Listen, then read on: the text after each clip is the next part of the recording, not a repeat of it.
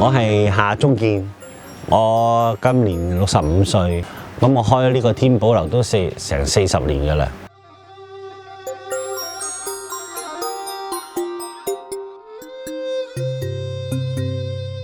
咁專門係做紮作工藝嘅，我攞過3個健力士世界紀錄，2個全世界嘅世界第一。咁呢啲咧就係我哋紮作行業咧一個最高嘅紀錄嚟嘅。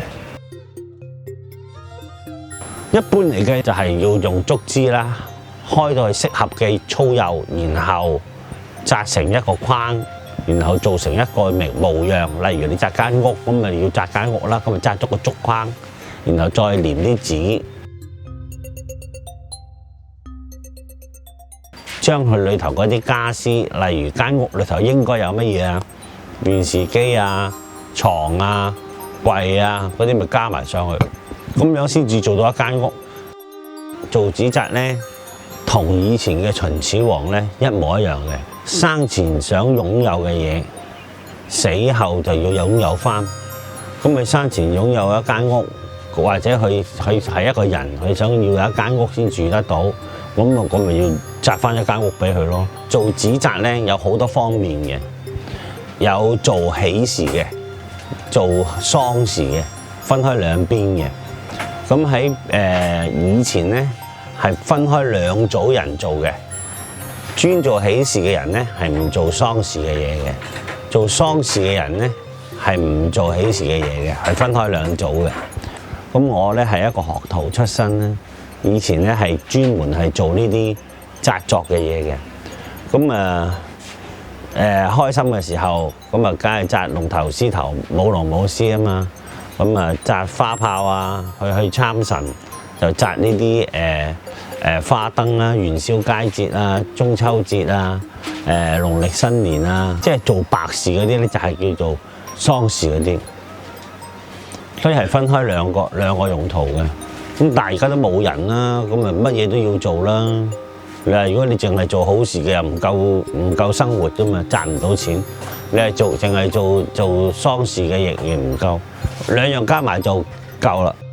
現在有教人做紙紮嗎？有啲小朋友嚟學，不過佢哋已經唔係我嚟謀生㗎啦。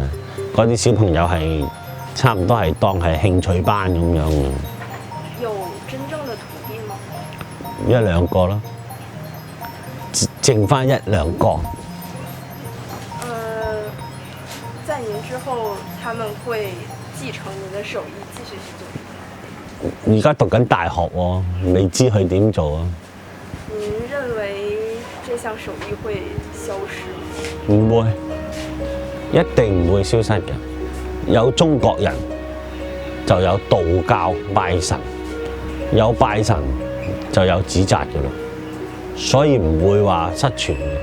呢個係1000年嘅文化啦，我哋道教都係5000年文化嚟㗎嘛，係咪先啊？所以你唔使擔心佢會唔會消失咧，唔會嘅，因為神都要着件衫，都要揾紙紮師傅嘅，你唔使擔心。其實咧，好希望多啲年青人感受下我哋中華嘅文化。如果係有時間嘅，嚟呢度學習下。我呢度禮拜6咧有啲小朋友咧。